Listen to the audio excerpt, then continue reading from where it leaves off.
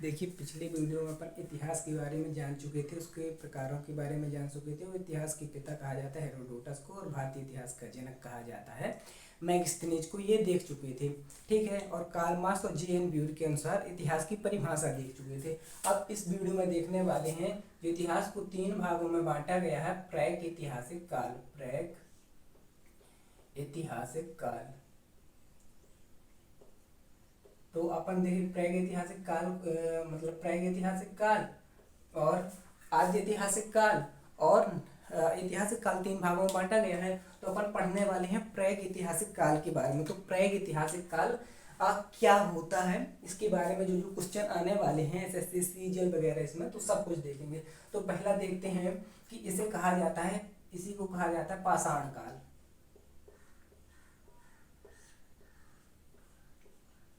तो आएगा पाषाण काल किसे कहते हैं, तो इसी को प्रागैतिहासिक काल को पाषाण काल कहा जाता है, या पत्थरों का काल कहा जाता है। क्यों कहा जाता है? क्योंकि इसमें पत्थर का ही उपयोग मानव ने किया था।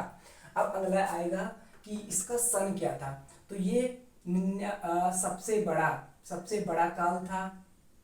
अब सिंपल था, सबसे बड़ा काल था। क्यों था?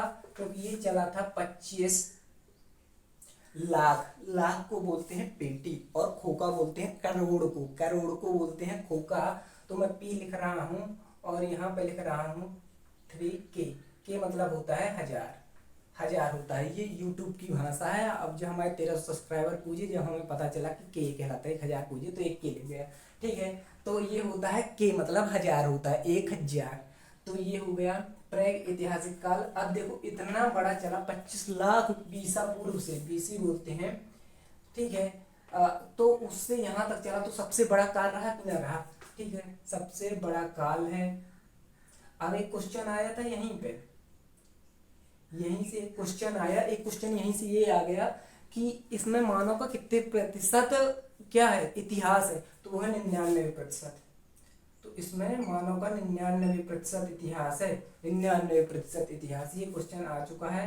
तो ये छोटे एग्जाम ग्रुप डी में आया था, तो ये भी आपको याद रखना है, 99% इतिहास है। अब आता है कि इसे जो पाषाण काल है, तो पाषाण काल का जनक किसे कहते हैं? पिता। क्योंकि सबसे पहले कोई भी पूछता है तो अपने से, अपन ही परिचय पूछा तो पूछता है तुम्हारे पिता कौन है, पिता का नाम क्या है। तो अपने को इसका भी पढ़ना है, जो कि आ चुका है पिता या जनक, ठीक है। तो पाषाण काल का जनक कहा जाता है रॉबर्ट ब्रुस को। आप रॉबर्ट ब्रुस की फोटो भी देख सकते हैं, ये देखिए Robert Bruce photo, Robert Bruce, Robert Bruce foot को कहा जाता है प्रागैतिहासिक काल का जनक, ठीक है। क्यों कहा जाता है प्रागैतिहासिक काल का जनक? इन्हें क्यों कहा जाता है? क्योंकि इन्होंने 1863 में एक पल्लवम जगह कहलाती है, पल्लवारम। ये पल्लवारम जगह जो है वो चेन्नई में, चेन्नई को मद्रास बोलते हैं, फिर तमिलनाडु लिखा जाए क्योंकि तमिलनाडु की राजधानी वही है। तो एक बार क्वेश्चन आया कि इसके रॉबर्ट ब्रुस फुट ने किसकी खोज की थी? तो इन्होंने यहाँ से समांतर खुदाई करवाई। तो समांतर खुदाई करवाने के बाद इन्होंने कुल्हाड़ी, कुल्हाड़ी सबसे पहली खोज थी, कुल्हाड़ी। तो आएगा सबसे पहला मानव द्वारा उपयोग किया गया औजार कौन सा था? ये था ग्रुप डी का क्वेश्चन, एसएससी सीजीएल में भी आया है यही क्वेश्चन, ठीक है। और एमपी बोर्ड में तो आ ही चुका है, ठीक है, पटवारी के पेपर में आया था। तो आपको बताना है कुल्हाड़ी सबसे पहले मानव द्वारा उपयोग किया गया वो, ठीक है। सबसे पहले मानव द्वारा उपयोग किया गई धातु, सबसे पहले उपयोग की गई धातु, ठीक है, धातु थी, धातु नहीं हथियार था, औजार। सबसे पहले उपयोग किया गया औजार।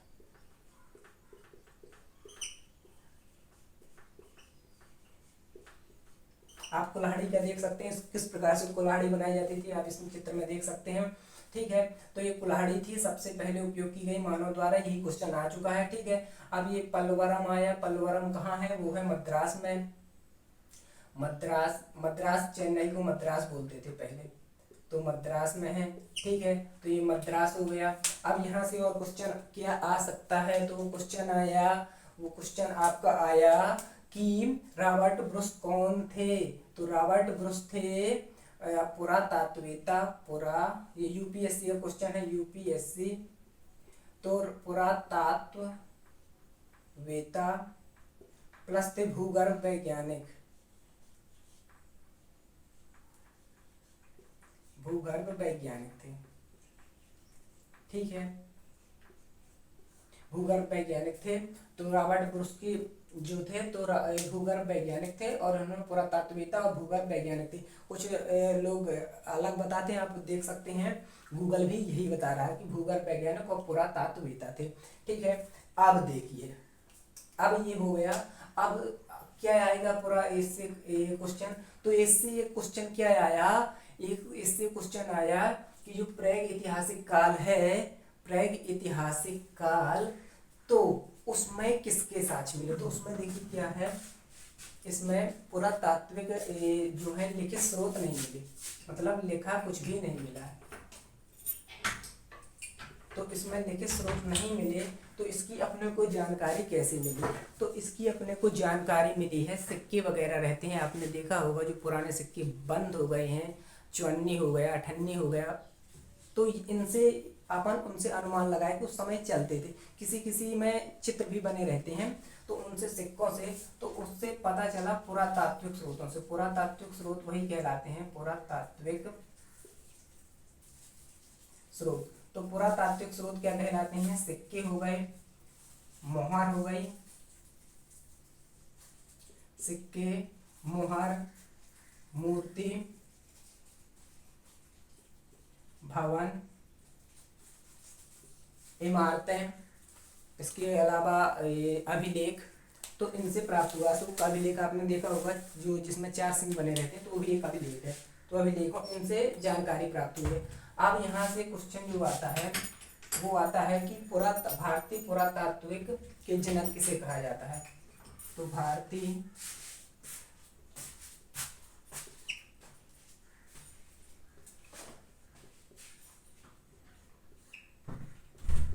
पुरातात्विक का जनक, तो भारतीय पुरातात्विक का जनक कहा जाता है लॉर्ड कनिंघम को।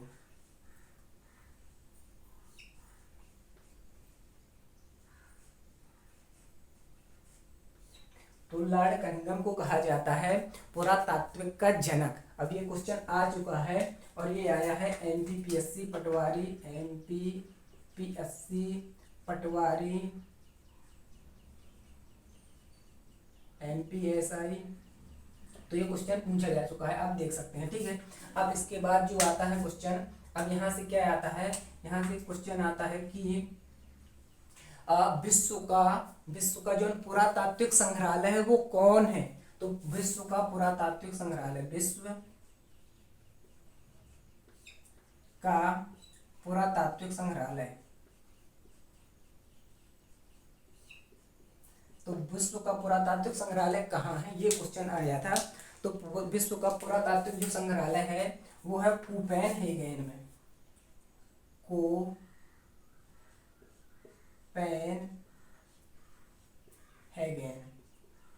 तो इस संग्रहालय की आप फोटो भी देख सकते हैं। कोपेनहेगन जो संग्रहालय है ये है डेनमार्क में, ये डेनमार्क की राजधानी है, कोपेनहेगन डेनमार्क की राजधानी, अगर आपने पढ़ा हो। और ये है यूरोप में,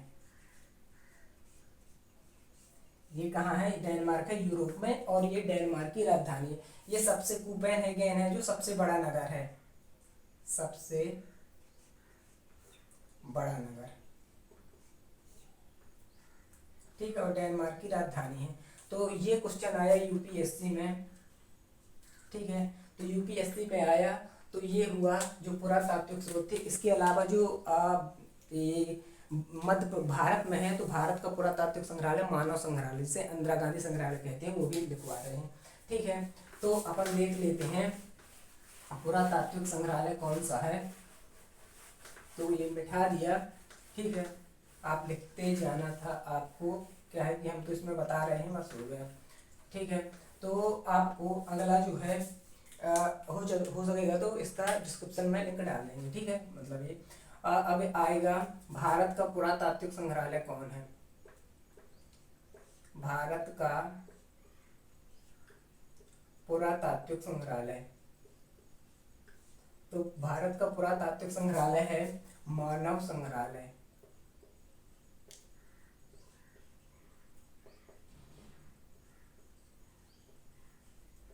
पुरातात्विक संग्रहालय है ये मानव संग्रहालय, और मानव संग्रहालय को कहा जाता है इंदिरा गांधी संग्रहालय। ठीक है, तो आपको इसमें लिखना है इंदिरा गांधी संग्रहालय, इसी को कहा जाता है। ठीक है, तो ये पटवारी में आया था, एमपी पटवारी में क्वेश्चन 2017 में। तो मानव संग्रहालय को इंदिरा गांधी संग्रहालय कहा जाता है, इतना आपको कंफर्म हो गया होगा। अब ठीक है, अब आप इसकी फोटो भी देख सकते हैं। जो संग्रहालय है ये किस प्रकार से है। अब इस ये कहाँ है, तो आप लिखेंगे भोपाल में, आपको लिखना है भोपाल में। और ये किसके अधीन है, किसको ये अधीन है, ये क्वेश्चन आ चुका है। तो ये संग्रहालय जो है मानव संग्रहालय इंदिरा गांधी संग्रहालय, ये है सांस्कृतिक मंत्रालय के अधीन, सांस्कृतिक मंत्रालय। तो ये सांस्कृतिक मंत्रालय के अधीन है, भोपाल में है। ठीक है, अभी कहाँ पर है, तो सामला जो हिल है, सामला हिल्स पास ये स्थित है। सामला हिल्स की भी फोटो आप देख सकते हैं। और 200 किलोमीटर में, 200 किलोमीटर एकड़ में, 200 एकड़ में फैला हुआ है। और यह जो मानव संग्रहालय है ये सोमवार को मतलब नहीं खुलता है, और जो इस दिन अवकाश होता है उस दिन नहीं खुलता। यह जो है मानव संग्रहालय ये सिर्फ और सिर्फ 10 बजे से 4 बजे तक ही खुलता है। ठीक है, तो अपन ये पढ़ चुके। अब इसके अलावा जो अपने को पढ़ना है, तो प्रागैतिहासिक काल में क्या पढ़ना है,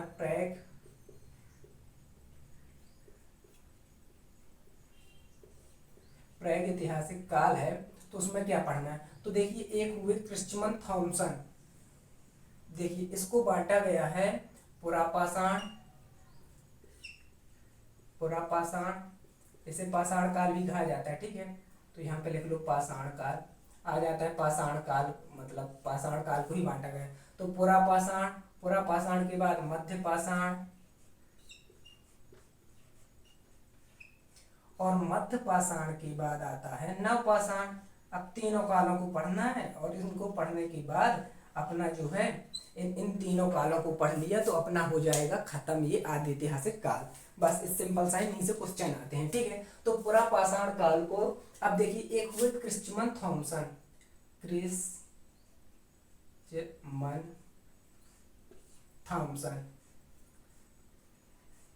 क्रिस्टमन थॉमसन एक ये इतिहासकार हुए। तो उन्होंने इसको बांटा, इन्होंने कैसे बांटा, जो कूपेनहेगन संग्रहालय बताया है ना, कूपेनहेगन संग्रहालय में मिली वस्तुओं के अनुसार से इसको बांटा। तो पहले इसको ही कह दिया पाषाण काल, पूरा पाषाण काल को पाषाण काल कह दिया। इसको कह दिया, इसको कहा था उन्होंने कांस्य युग, क्योंकि यहाँ पर कांस्य की जो वस्तुएं बहुत सारी मिली थी, तो इसे कह दिया कांस्य युग। ठीक है, और इसको कहा था उन्होंने लौह युग। ठीक है, अब ताम्र युग है वो अलग है, उसे चारकोलिथिक एज कहते हैं, तो वो अलग है। तो इसके अलावा जो यहाँ से क्वेश्चन है कोई नहीं आता। अब अपने को पढ़ना है पुरापाषाण, मध्यपाषाण और नवपाषाण का, और बाकी अपना ये कंप्लीट। ठीक है, इतना आपके समझ में आया होगा, बिठा रहा हूँ। अब देखिए, अब अपने को पूरा ऑल टोटली पढ़ना है पुरापाषाण काल। क्या पढ़ना है, पुरापाषाण काल। तो अपन स्टार्ट करते हैं पुरापाषाण काल, पुरापाषाण काल।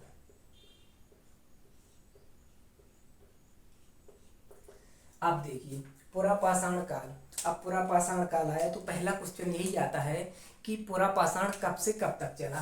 तो ये चला था 25 लाख, मतलब पी लिख दिया, और 12 के तक। ठीक है, 12 के तक ये चला था, 25 के से 12 के तक चला, 25 के से 12 के तक पुरापाषाण काल चला। अब पुरापाषाण काल जो है, तो पुरापाषाण काल में अब आएगा क्वेश्चन कि पुरापाषाण काल में मानव कैसा था।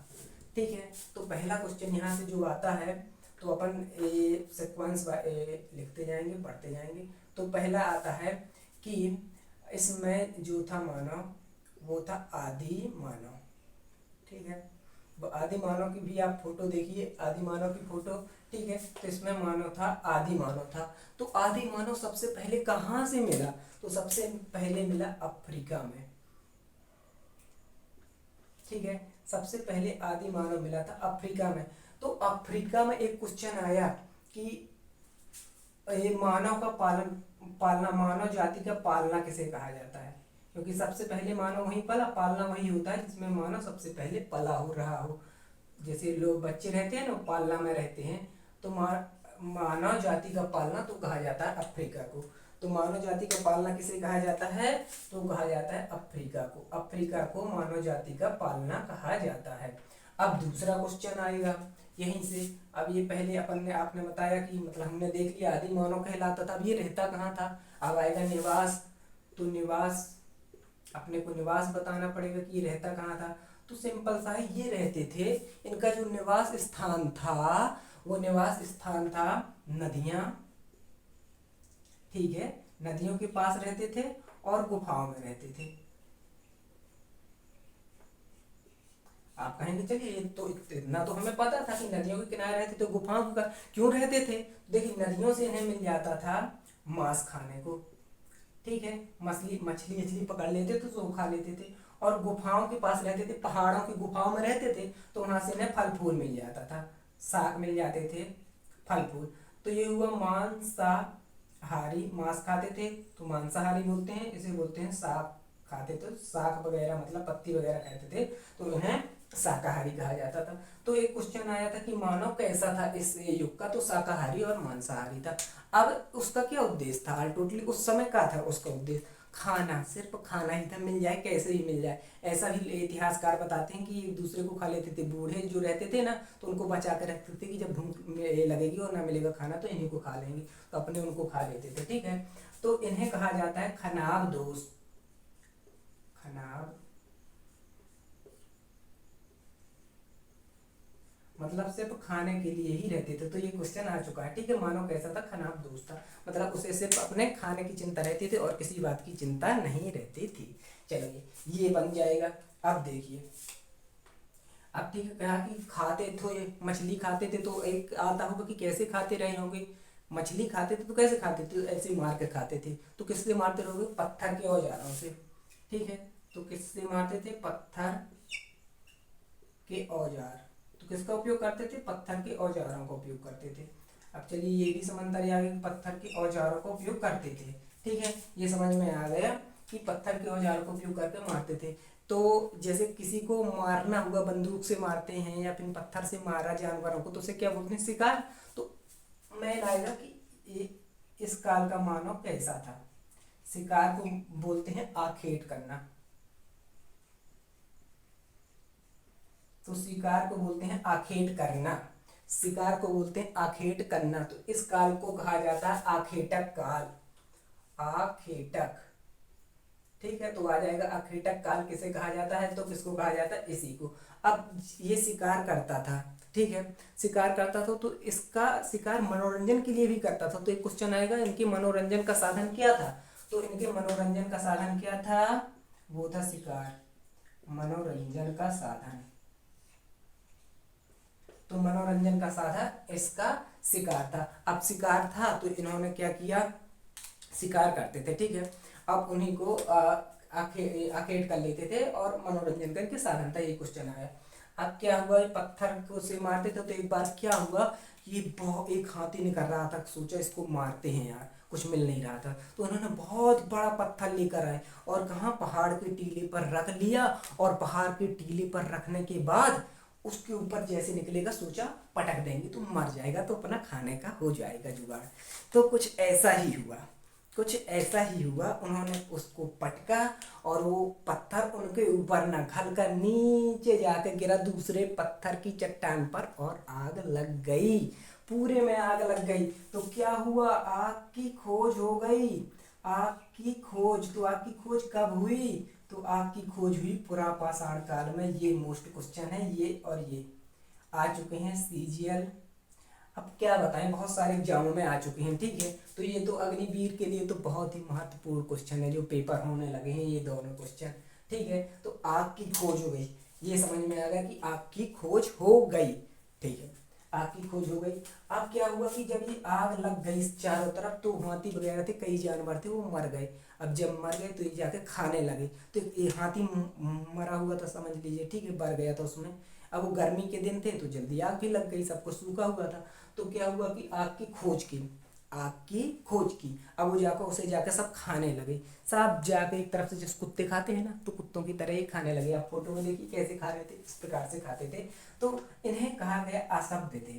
तो पूछेगा किस काल के लोग असभ्य थे, तो असभ्य आपको बोलना है पुरा पाषाण काल के लोग पूरे असभ्य थे। अब ये हो गया। अब क्या हुआ कि इन्होंने क्या किया कि जो खाना बचा था उस खाना को उठा के ले आए, उठा के ले आए और रख दिया दूसरे दिन के खाने के लिए। तो क्या किया इन्होंने, खाद्य संग्रह किया, खाने को संग्रहित किया। तो इसे खाद्य संग्राहक काल भी कहा जाता है। खाद्य संग्राहक, संग्रहण, ठीक है, खाद्य संग्रहण किया। तो किस काल का मानव खाद्य संग्रहण करता था, तो करता था आदि मानव। ठीक है, इस पूरा पाषाण काल का। तो इसे एक काल का और नाम दिया जाता है खाद्य संग्राहक काल।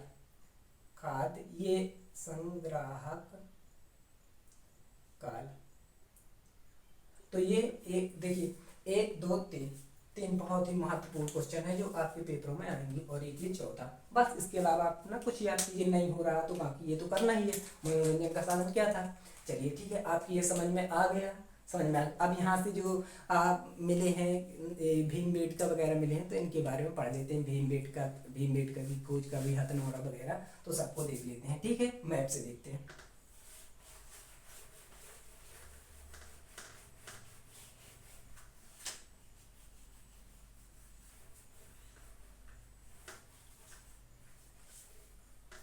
तो देखिए मैप देखते हैं अपन लोग, ठीक है।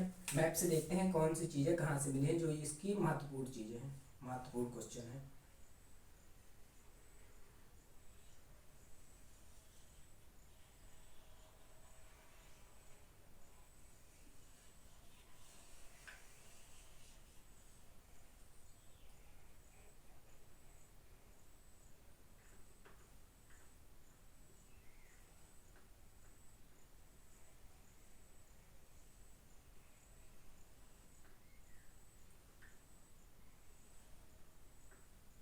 ये है अपना भारत, जैसा भी नक्शा बना अच्छा ही बना, ठीक है। तो ये है अपना भारत। अब भारत में ऊपर का नहीं बनाया तो पाकिस्तानी नहीं, कश्मीर को अभी रखा क्योंकि जगह नहीं है, बन नहीं पाएगा उतने में, ठीक है।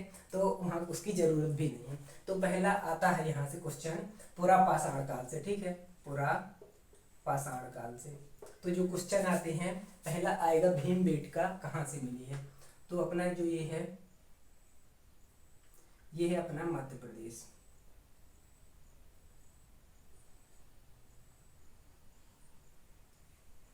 तो मध्य प्रदेश है, तो मध्य प्रदेश में एक जगह होती है रायसेन, एक जगह है रायसेन। तो रायसेन में एक भीमबेटका है। तो यहाँ पर रायसेन पड़ता है भोपाल से करीबन 20 किलोमीटर दूर है। तो भोपाल एक जिला है जो कि मतलब भोपाल तो जिला है ही, रायसेन एक जिला है जो भोपाल संभाग के अंतर्गत आता है। तो यहाँ से पहला मिला क्या, भीमबेटका। तो भीम बेटका, तो भीमबेटका के कई महत्वपूर्ण जो क्वेश्चन है यहीं से आते हैं। तो भीमबेटका कहाँ है, वो भीमबेटका है रायसेन में। कहाँ है, भीमबेटका है रायसेन में। आप भीमबेटका का चित्र देखिए किस प्रकार से है। तो यहाँ से प्राप्त हुए हैं शैल चित्र। शैल चित्र मतलब पत्थर पत्थर पर खरोद कर लिखे गए चित्र, ठीक है। तो शैल चित्र भी आप देख सकते हैं भीमबेटका में जो बने हैं किस प्रकार से हैं। अब दूसरा जो है, तो यहाँ से पूछा जाता है पहली कलाकृति कहाँ से प्राप्त हुई है। ये कलाकृति तो कलाकारी तो है, कला मतलब पेंटिंग एंटिंग, इसको कला कहा जाता है, ठीक है। पढ़ाना भी एक कला ही है, तो इसे बोलते हैं, एक्टिंग भी कला है, तो इसे बोलते हैं शैल चित्र, ठीक है। तो शैल चित्र कहाँ से प्राप्त हुए, भीमबेटका से। यहाँ से क्वेश्चन आता है, सबसे ज्यादा यहीं से प्राप्त हुए हैं, ठीक है। अब दूसरा जो क्वेश्चन आता है, भीमबेटका को विश्व धरोहर में कब शामिल किया, ये क्वेश्चन भी आ गया। तो किया गया था 2003 में। तो 2003 में किया गया, ये आ चुका है, अग्निवीर के पेपर में आया था, सीजीएल में आया, एमबीपीएससी में आया, ठीक है। सबसे पहले आया था यूपीएससी में क्वेश्चन आया था 1999 में, ठीक है, आप देख भी सकते हैं। तो ये शैल चित्र थे। तो भीमबेटका में शैल चित्र प्राप्त होते थे 2003 में, अब ठीक है। और ये समंदर आ गया। अब इसकी खोज किसने की, तो वो की थी, इसकी खोज की थी 1957 में विष्णु श्रीधर वाकाडकर। विष्णु श्रीधर वाकाडकर।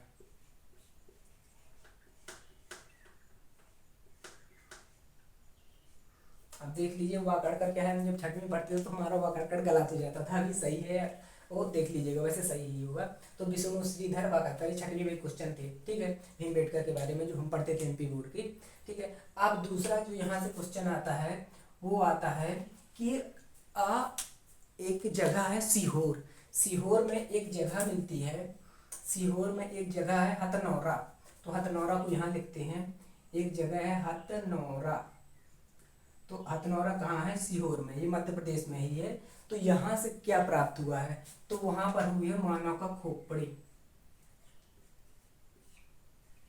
ये भी क्वेश्चन आ चुका है, ठीक है, ये तो आपको याद रखना है, ये सबसे बहुत ही महत्वपूर्ण है, ठीक है। तो मानव की खोपड़ी कहाँ से प्राप्त हुई, तो वो प्राप्त हुई है मानव की खोपड़ी हथनौरा से, हथनौरा से। अब यहाँ से मानव की खोपड़ी का चित्र आप देख सकते हैं, ठीक है। अब मानव की खोपड़ी प्राप्त हो गई। अब दूसरा क्वेश्चन आएगा मानव का प्रथम साक्ष्य कहाँ से मिला, मानव का प्रथम साक्ष्य मतलब मानव कहाँ से मिला, तो आप ही बताइए, जब खोपड़ी मिली है तो मानव तो रहा ही होगा, तो मानव का प्रथम साक्ष्य मिला हथनौरा से।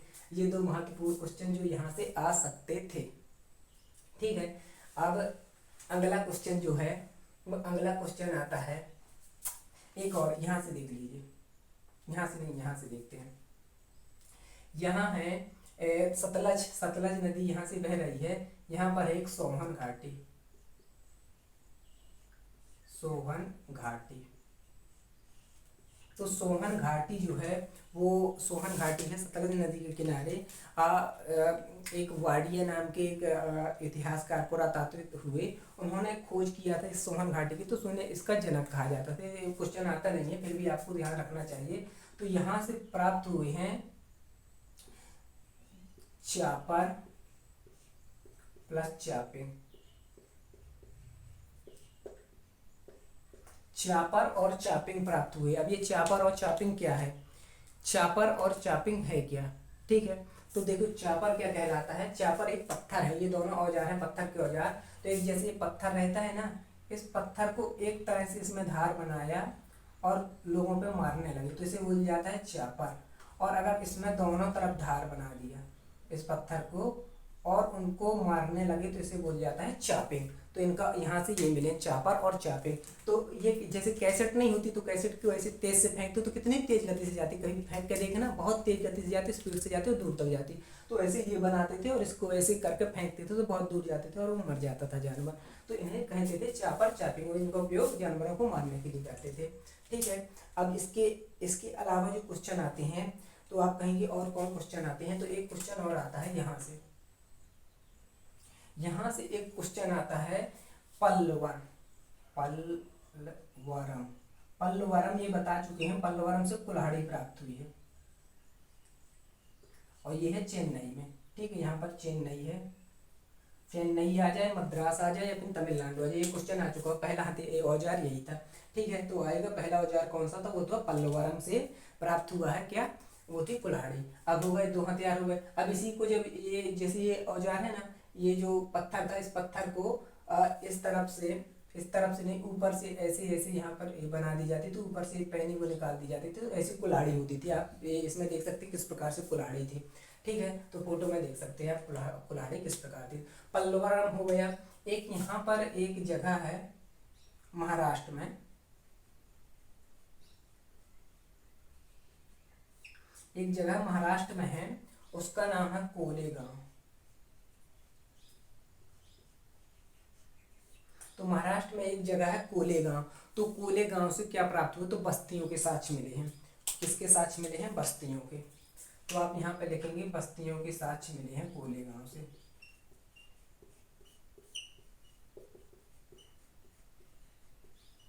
ये आए नहीं है क्वेश्चन, लेकिन पढ़ लेना है बस्तियों के साक्ष्य। एक और यहाँ पर उत्तर प्रदेश है, उत्तर प्रदेश में एक साक्ष्य मिला है, बेलन घाटी है प्रतापगढ़ पास, बेलन घाटी, तो प्रतापगढ़ में एक जगह है बेलन घाटी, तो यहाँ पर हड्डियों की बनी हुई मात्र देवी की प्रतिमा मिली है। तो ये वैसे हड़प्पा सभ्यता में देखेंगे मात्र देवी की मूर्ति पूछिएगा कहाँ से मिली, वो बहुत महत्वपूर्ण है, लेकिन यहाँ पर भी मिली है हड्डियों की बनी हुई, वहाँ पर इसकी हड्डियों की नहीं है। तो ये क्या लिख दोगे, मात्र देवी की मूर्ति, मात्र देवी की मूर्ति, मात्र देवी की प्रतिमा। तो क्या होता था, जानवरों को मारते थे, जानवरों को मारने के बाद उनकी हड्डियों को संजोकर बनाते रहते थे, मतलब कुछ कि क्या कैसे जोड़े किसको कहाँ, तो वही माता देवी की मूर्ति कह दिया गया। बस इतना है। अब ये पूछेगा कुल्हाड़ी कैसी थी, काहे की थी, तो होती पत्थर की। ये पूछा था एक बार क्वेश्चन, कुल्हाड़ी जो प्राप्त हुई किस धातु की थी, लो किसकी थी, तो पत्थर की थी। ठीक है, अब यहाँ से जो क्वेश्चन आते हैं वो खत्म हुए। अब इसके अलावा जो पूरा पाषाण काल है इसको भी 3 भागों में बांटा गया है, देखते हैं उसको भी। वो महत्वपूर्ण नहीं है, आता नहीं कभी भी, फिर भी जब ये पढ़ रहे हैं तो थोड़ा और पढ़ लें डिटेल से। कहते हैं कि मतलब जब 14-15 साल मेहनत किया तो कुछ दिन और मेहनत कर लें। ठीक है, तो आप यहाँ पर लिखेंगे, अब यहाँ पर लिखना है अपने को पूरा पाषाण काल को भागों में बांटा गया, पूरा पाषाण काल। ठीक है, तो इसको बांटा गया 3 भागों में। पहला बांटा गया निम्न पुरा पाषाण काल, निम्न या पूर्व से बोलते हैं, निम्न पुरा पाषाण काल, पुरा पाषाण काल। ठीक है, पहला बांटा गया निम्न पुरा पाषाण काल। अब यहाँ से इसे क्या कहा जाता है, इसे कहा जाता है, सिंपल सा इसे सोहन संस्कृति कहा जाता है। ठीक है, इसे कहा जाता है सोहन संस्कृति, यही महत्वपूर्ण है क्योंकि आ सकता है सोहन संस्कृति से देश को बताया संस्कृति। ठीक है, पूछा गया तो सोहन संस्कृति किस काल को कहा जाता है, तो निम्न पुरा पाषाण काल को कहा जाता है। अब दूसरा आता है मध्य पुरा पाषाण काल,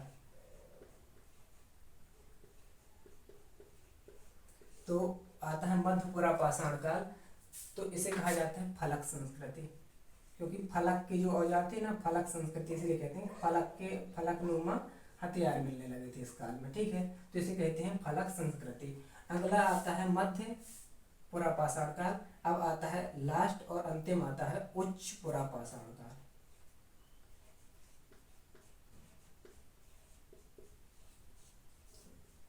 तो इस काल के जो औजार थे ब्यूरिन टाइप के थे, तो इसे ब्यूरिन संस्कृति कहा जाता है, ब्यूरिन संस्कृति,